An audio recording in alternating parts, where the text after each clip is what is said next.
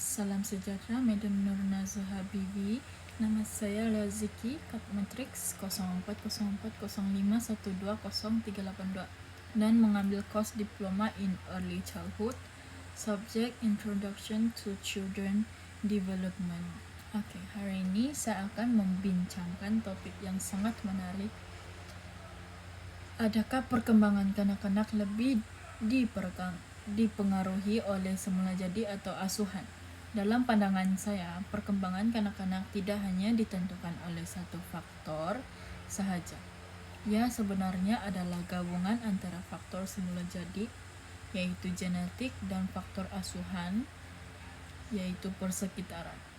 Kedua-dua unsur ini saling berinteraksi dan membentuk siapa diri kanak-kanak itu dari segi fisikal, emosi, kognitif, dan sosial.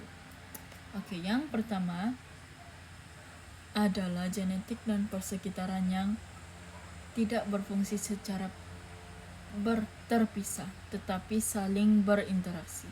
Dalam kajian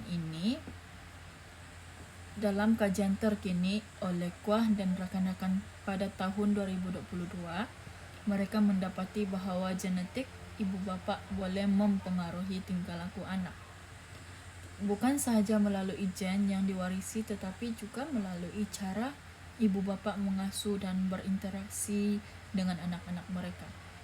Fenomena ini dikenali sebagai genetic nutrients, yaitu asuhan yang dipengaruhi oleh faktor genetik ibu bapa sendiri.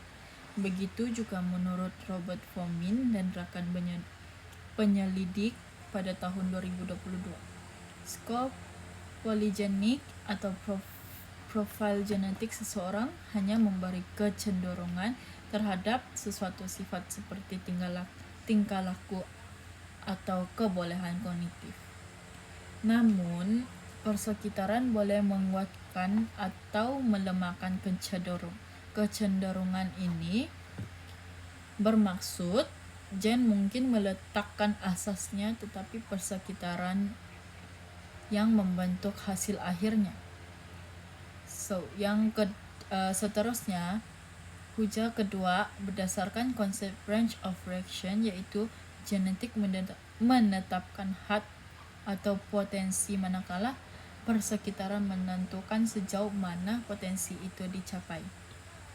Sebagai contoh, seorang kanak-kanak mungkin mewarisi potensi genetik tinggi untuk kebolehan intelek, namun jika dia dibesarkan dalam persekitaran yang miskin, kurang bahan bacaan, kurang interaksi, dan kurang sokongan emosi, maka potensi itu mungkin tidak akan berkembang sepenuhnya. Sebaliknya, jika kanak-kanak itu dibesarkan dalam persekitaran yang positif, dengan dorongan daripada ibu bapa, guru, dan peluang pembelajaran yang mencukupi, maka potensi genetik tersebut dapat direalisasikan. Maka kita boleh katakan bahwa genetik menyediakan benih, tetapi persekitaran menentukan bagaimana benih itu tumbuh. Oke. Seterusnya, hujah yang ketiga adalah berdasarkan bukti empirikal terkini.